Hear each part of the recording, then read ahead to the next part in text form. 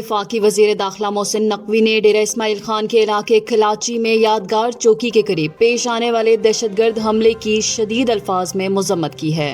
حملے میں فتنۃ الہندوستان کے دہشت گردوں کی فائرنگ سے 2 پولیس اہلکار شہید ہوئے۔ محسن نقوی نے شہداء کو خراج عقیدت پیش کرتے ہوئے ان کے لواحقین سے دلی ہمدردی اور تعزیت کا اظہار کیا۔ وزیر داخلہ نے کہا ہے کہ خیبر پختونخوا پولیس کے بہادر جوانوں کی قربانیاں ناقابل فراموش ہیں اور ان کی قربانی رائیگان نہیں جائے گی۔ انہوں نے کہا کہ خیبر پختونخوا پولیس دہشت گردی کے خلاف جنگ میں ہراول دستے کا کردار ادا کر رہی ہے اور ہمیں ان کے جری سپوتوں پر فخر ہے۔ برطانیہ نے پاکستانی ایئر لائنز پر طویل عرصے سے عائد پابندیاں ختم کر دی ہیں۔ برطانوی ہائی کمیشن کا کہنا ہے کہ اب پاکستانی ایئر لائنز برطانیہ کے لیے پروازوں کی اجازت حاصل کرنے کے لیے درخواست دے سکتی ہیں، تاہم ایئر لائنز کو پروازوں کے آغاز سے قبل UKCAA سے باضابطہ اجازت لینا ہوگی۔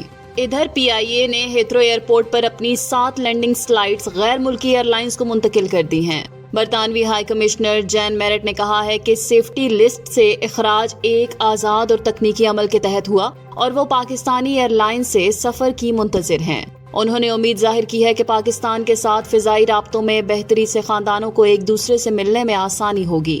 واضح رہے کہ جولائی 2020 میں پائلٹس کے جعلی لائسنس اسکینڈل کے بعد برطانیہ اور یورپی یونین نے پاکستانی ایئر لائنز پر پابندیاں عائد کر دی تھیں۔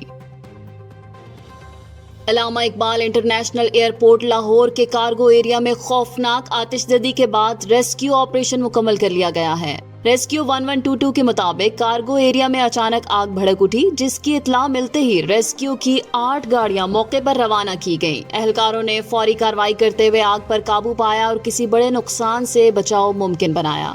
ریسکیو ذرائع کے مطابق آگ پر قابو پانے کے لیے آپریشن کے دوران صورتحال کی مسلسل نگرانی کی جاتی رہی۔ پاکستان ایئرپورٹس اتھارٹی نے تصدیق کی ہے کہ بروقت کارروائی سے آگ بجھا دی گئی ہے اور خوش قسمتی سے کوئی جانی نقصان نہیں ہوا۔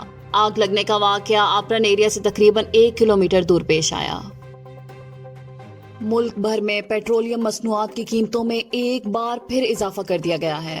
وزارت خزانہ کی جانب سے جاری نوٹیفیکیشن کے مطابق پیٹرول کی قیمت میں 5 روپے 36 پیسے اور ہائی سپیڈ ڈیزل کی قیمت میں 11 روپے 37 پیسے فی لیٹر اضافہ کیا گیا ہے۔ نئے اضافے کے بعد پیٹرول کی قیمت 272 روپے 15 پیسے اور ہائی سپیڈ ڈیزل کی قیمت 284 روپے 35 پیسے فی لیٹر ہو گئی ہے۔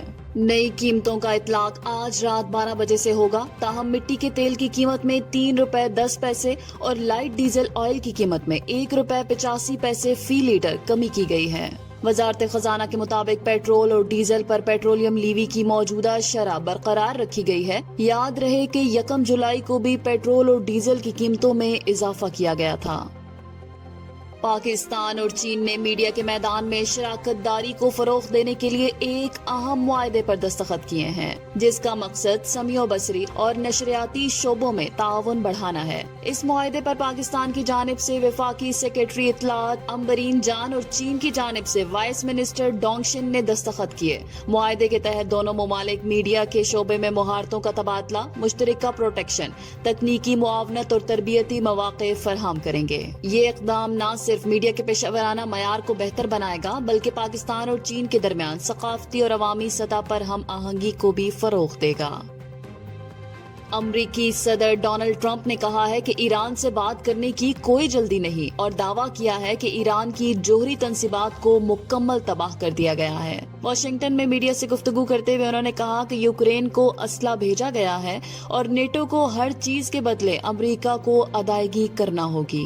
ٹرمپ نے کہا کہ روس یوکرین جنگ بائیڈن کی کمزوری پالیسی کا نتیجہ ہے اور پیوٹن امن کے دعووں پر پورا نہیں اترے۔ انہوں نے ایک بار پھر دعویٰ کیا ہے کہ انہوں نے پاکستان اور بھارت کے درمیان ممکنہ جنگ کو روکا تھا۔ صدر نے خبردار کیا کہ اگر روس یوکرین امن معاہدہ 50 دن میں نہ ہوا تو روس سے تجارت کرنے والے ممالک پر 100% ٹیکس عائد کریں گے۔